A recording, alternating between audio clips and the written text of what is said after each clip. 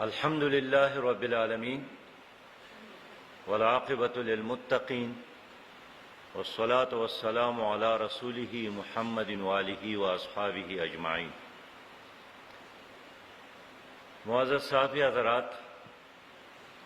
میں نے ہنگامی طور پر آپ لوگوں کو بلایا ہے اور آپ کے ذریعے پوری قوم تک ہم یہ پیغام پہنچانا چاہتے ہیں کہ حضور صلی اللہ علیہ وسلم کے ساتھ محبت ہماری ایمان کا حصہ ہے، اور کوئی آدمی مومن نہیں ہو سکتا جب تک حضور صلی اللہ علیہ وسلم کے ساتھ محبت والدین، بچوں اور تمام لوگوں سے زیادہ نہ ہو۔ نبی مہربان صلی اللہ علیہ وسلم کی ناموس پر ہمیشہ امت نے بحیثیت مجموعی غیرت کی ہے اور قربانی دی ہے۔ امت کے درمیان جتنا بھی اختلاف ہو، لیکن ہر زمانے میں کلمہ طیبہ کے بعد اگر امت کسی چیز پر متفق ہے تو وہ ناموس رسالت صلی اللہ علیہ وسلم کی حفاظت ہے۔ گزشتہ ایک عرصے سے مغرب میں چند ممالک میں نبی مہربان صلی اللہ علیہ وسلم کی شان مبارکہ میں گستاخیاں شروع ہوئی ہے۔ کارٹون بنائے جاتے ہیں، بلکہ کارٹونوں کے مقابلے کروائے گئے، اور باقی ممالک کے علاوہ خاص کر فرانس میں سرکار نے بھی اس کی سرپرستی کی، اور کارٹون بنانے کے بعد سرکار نے اس کی حوصلہ افزائی کی، جس پر ظاہر بات ہے عرب ہاں مسلمانوں کے درمیان ایک اشتعال پیدا ہوا ہے، اور لوگ نبی مہربان صلی اللہ علیہ وسلم کی شان پر، ان کی آن پر، ان کی عزت پر مر مٹنے کے لیے ہمیشہ تیار ہوتے ہیں۔ اسلامی دنیا میں ترکی نے بلند آواز سے امت کی ترجمانی کی اور فرانس کی اس اقدام کی مذمت کی، اور پاکستان میں بھی عوام نے بھرپور احتجاج کیا، اور اس احتجاج کے بعد حکومت نے یہاں ایک پولیٹیکل پارٹی کے ساتھ خود بیٹھ کر ایک معاہدہ کیا کہ ہم اس پورے مسئلے کو پارلیمنٹ میں ڈسکس کریں گے، اور 20 اپریل تک ہم فرانس کے سفیر کو ملک سے نکالیں گے، اور قومی اسمبلی میں بحث کر کے اس کے لیے ایک لائحہ عمل بنائیں گے۔ اور پوری قوم اس انتظار میں تھی کہ حکومت اپنے ان اعلانات پر اور اس معاہدے پر عمل کرے، لیکن ہمیں افسوس ہے کہ حکومت کی نیت ٹھیک نہیں تھی، اور انہوں نے 20 اپریل سے قبل ایسے اقدامات کیے جس کے نتیجے میں فرانس اور وہ مغربی ممالک جہاں نبی مہربان صلی اللہ علیہ وسلم کی شان میں گستاخیوں کا ایک مسلسل عمل ہوتا رہا، ایک تسلسل ہے، ان کے حوصلہ افزائی ہوئی۔ اور پھر ہم نے دیکھا کہ 12 اپریل کو حکومت نے جناب رضوی صاحب کو گرفتار کیا، اس پر لوگوں نے احتجاج کیا، اور رد عمل کی طور پر جلسے جلوس شروع ہو گئے۔ اور عجیب تماشا یہی ہے کہ اس سارے احتجاج کے دوران پولیس کو خاموش تماشائی بنائی گئی، اور پھر جب ہجوم نے کہیں کہیں قانون کو ہاتھ میں بھی لیا، پولیس پر حملے بھی ہوئے، تو پھر پولیس نے رد عمل کی طور پر وہ اقدامات کیے جو کسی لحاظ سے بھی ایک ریاست کے لیے اور ایک حکومت کے لیے مناسب نہیں ہے۔ اور خاص کر آج کے دن چوکی یتیم خانہ میں اس حکومت نے جو ایکشن لیا ہے، جو تشدد کیا ہے، جو سیدھی گولیاں چلائی ہیں، اس نے تو بالکل چنگیز خان اور ہلاکو خان کی تاریخ کو زندہ کیا۔ اور ایک عرصے کے بعد ہم محسوس کرتے ہیں کہ حکومت نے پھر لال مسجد کے اس واقعے کو دہرایا جو ہماری تاریخ پر ایک بدنما داغ ہے۔ سرکار نے خود دہشت گردی کی اور غارت گھری کی، اور سرکار کے ان اقدامات کے نتیجے میں لوگوں میں اشتعال پیدا ہونا ایک فطری بات ہے۔ میں خود آج سفر میں تھا، آپ کو معلوم ہے آج ہمارے ایک سینئر کالم نویس اور اینکر سلیم صافی صاحب کی والدہ وفات ہوئی تھی۔ میں اس کے جنازے کے لیے صبح یہاں سے گیا، راستے میں یہ سارے واقعات میرے علم میں آ گئے تو میں نے فوری طور پر وزیر داخلہ شیخ رشید صاحب سے بات کی، علماء کرام میں سے جناب مفتی منیب الرحمان صاحب سے بات کی، ملی یکجہتی کونسل کے صدر جناب ڈاکٹر ابو الخیر زبیر صاحب سے بات کی، اور شیخ رشید صاحب سے یہ مطالبہ کیا کہ خدا کے لیے رمضان کے مہینے میں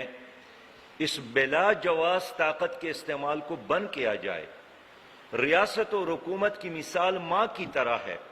اور اگر آپ کہتے ہیں کہ ایک پارٹی نے قانون ہاتھ میں لیا، اس نے ریاست کو چیلنج کیا، تو اس طرح واقعات تو ہمارے ملک میں ہوتے رہتے ہیں۔ کراچی میں ہوئے ہیں، مجھے یاد ہے کہ بے نظیر صاحبہ کی شہادت کے بعد سندھ میں لوگوں نے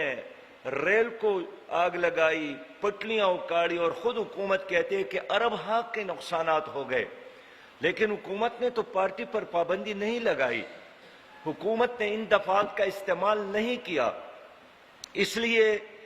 ہم نے شیخ رشید صاحب سے بات کی کہ کیا آپ کس کو خوش کرنا چاہتے ہیں، آپ کس کی ایما پر یہ سب کچھ کرنا چاہتے ہیں، اور آپ کیوں پاکستان کو دنیا کے لیے ایک تماشا بنانا چاہتے ہیں؟ آپ ہمیشہ پہلے ایکشن لیتے ہیں اور بعد میں سوچتے ہیں، اور بعد میں کوئی نہ کوئی یو ٹرن لے کر ایک اور تماشا بناتے ہیں۔ اس لیے آج اس پریس کانفرنس کے ذریعے میں حکومت سے مطالبہ کرنا چاہتا ہوں کہ بلا جواز طاقت کا استعمال بند کیا جائے۔ یہ جو گولیاں آپ لوگ استعمال کرتے ہیں، یہ ہم نے دشمن کے لیے خرید کر آپ کے ہاتھ میں تمائے ہیں، یہ ہمارے اپنے نوجوانوں کے سینوں کے لیے نہیں ہے، یہ کشمیر کے بچاؤ کے لیے ہیں، یہ ملک کے دفاع کے لیے ہیں، یہ انڈیا کے مقابلے کے لیے ہیں، یہ دشمنان پاکستان کے ان کے لیے ہیں، لیکن آپ وہ اسلحہ ہمارے خلاف، ہمارے نوجوانوں کے خلاف استعمال کرتے ہیں۔ میں اس لیے مطالبہ کرتا ہوں کہ حکومت نے جو معاہدہ کیا ہے، جن وزراء کے دستخط موجود ہے، اس معاہدے کے پاسداری کرے۔ دیکھیے، فرد اگر ایک معاہدے سے بھاگتا ہے تو بھی بری بات ہے، لیکن ریاست اور حکومت کبھی بھی اپنے معاہدوں سے نہیں بھاگتی، اور رات گئی بات گئی کی مصداق کبھی بھی ریاست اپنے عوام کو دھوکہ نہیں دیتی ہے، کبھی بھی حکومت اپنے عوام کے ساتھ مذاق نہیں کرتی ہے، کبھی وقتی طور پر جو مجبوری میں آ کر وہ کام نہیں کرتی ہے جو وہ نہیں کر سکتی۔ اب اگر آپ کہتے ہیں کہ اس کے نتیجے میں یورپ ہم سے پریشان ہوگا، اور یورپ میں ایسی تو مجموعی ہمارے خلاف کوئی اقدام اور کوئی ایکشن کرے گا، تو کیا اس وقت آپ کی کھوپڑی میں دماغ نہیں تھے؟ کیا اس وقت آپ نہیں سوچ رہے تھے؟ اس لیے میں مطالبہ کرتا ہوں کہ حکومت اس معاہدے کے پاسداری بھی کرے، اور جب خود تسلیم کیا ہے کہ ہم نے قومی اسمبلی میں اس پر بحث کرنی ہے، ڈسکشن کرنی ہے، قرارداد حکومت نے پیش کرنی ہے، تو وہ اب کر کے دکھائیں۔ اور فرانس کے سفیر کے بارے میں جب حکومت نے طے کیا تھا کہ ہم اس کو ملک سے نکالیں گے، تو اب اس کو ملک سے نکالنا چاہیے، تاکہ باقی دنیا کو بھی یہ پیغام ملے کہ جو بھی توہین رسالت کرے گا، اسلامی دنیا 2.25 ارب مسلمان اس کو کبھی بھی برداشت نہیں کریں گے۔ اس طرح میں حکومت سے کہنا چاہتا ہوں کہ فوری طور پر ایک عدالتی کمیشن بنایا جائے، اور جتنے بھی واقعات ہو گئے ہیں اس کا جائزہ لیا جائے۔ اب کسی آئی جی پی کے سٹیٹمنٹ پر، اب کسی وزیر داخلہ کے سٹیٹمنٹ اور بیان پر کسی کو اب اعتماد نہیں رہا۔ آج لاہور میں اتنا بڑا واقعہ ہو گیا ہے، اور وزیر داخلہ ایک بازار کے معائنے کے لیے تشریف لے گئے ہیں۔ یہ غیر سنجیدگی کا انتہا ہے۔ جو شہری ہے وہ بھی پاکستانی ہے، جو پولیس ہے وہ بھی پاکستانی ہے۔ میں اس لیے حکومت سے مطالبہ کرتا ہوں کہ فوری طور پر پوری قوم اور سیاسی قیادت، قومی قیادت کو اعتماد میں لیا جائے اور پولیس کو مقابلوں میں نہ لایا جائے، پولیس کو مقابلوں کے لیے استعمال نہ کیا جائے۔ پولیس قانونی کارروائی کے لیے ہے، غیر قانونی کارروائیوں کے لیے پولیس کا استعمال یہ 100% ناجائز ہے۔ یہ آئین کے خلاف ورزی ہے، یہ قانون کے خلاف ورزی ہے۔ میرے اپنے علم کے مطابق بے شمار بے گناہ لوگوں کو گرفتار کیا ہے اور کل اس کو ریمانڈ کے لیے مزید جیلوں میں اور مختلف تھانوں میں بھیجے ہیں۔ میں ڈیمانڈ کرتا ہوں کہ تمام بے گناہ گرفتار لوگوں کو رہا کیا جائے اور چند لوگوں کی جذباتی عمل کی وجہ سے آپ پوری سیاسی جماعت پر بین نہیں لگا سکتے۔ چند لوگوں کی جذباتی اقدام کی وجہ سے، جس کو سمجھنے کی ضرورت ہے، جس کو ایڈریس کرنے کی ضرورت ہے، جس کو مطمئن کرنے کی ضرورت ہے، آپ میرے ملک میں ایک ایسی روایت کو قائم نہ کریں۔ حکومت تو ایک سیاسی پارٹی ہے، یہ کام تو عدالت کا ہے، یہ کام تو الیکشن کمیشن کا ہے۔ حکومت اگر کوئی اقدام کرتی ہے تو ان کے ساتھ تو ہمارا مقابلہ ہے،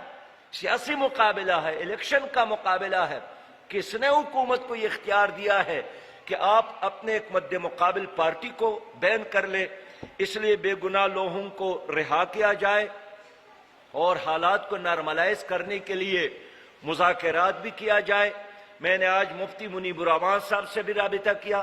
جناب ڈاکٹر ابو الخیر زبیر صاحب سے بھی رابطہ کیا، ان سے بھی یہی کہا کہ حالات کو نارمل بنانے کے لیے آپ لوگ بھی اپنا کردار ادا کریں۔ اور کل منصورہ میں ہم نے ملی یکجہتی کونسل اور دوسرے علماء کا اجلاس بھی بلایا ہے تاکہ ہم مل کر اجتماعی طور پر اس سچویشن کا جائزہ لے لیں اور اس سچویشن سے اپنے ملک کو نکالنے کے لیے ہم اجتماعی کوششیں جاری رکھیں۔ سب سے بڑی ذمہ داری حکومت کی ہے۔ حکومت نے ظلم کیا ہے، حکومت نے مس ہینڈلنگ کی ہے، حکومت نے یورپ کو خوش کرنے کے تمام اقدامات کیے ہیں اور شاید FATF کے معاہدے کو کامیاب کرانے کے لیے سب کچھ ڈیزائن کیا گیا۔ رمضان کے مہینے میں اقدامات کرنا، رمضان کے مہینے میں گرفتاریاں کرنا، رمضان کے مہینے میں لوگوں کو شہید کرنا، یہ سب کچھ مجھے ایک فری پلان لگتا ہے اور شاید حکومت اپنے مقاصد کے حصول کے لیے انہوں نے اس ڈرامے کو سٹیج کیا ہے جس کی ہم مذمت کرتے ہیں۔ اور میں امید رکھتا ہوں کہ حکومت اس ساری سچویشن کا خود ہی جائزہ لے لے اور ایک عدالتی کمیشن بنا کر پوری سچویشن سے عوام کو آگاہ کر لے۔ بہت شکریہ۔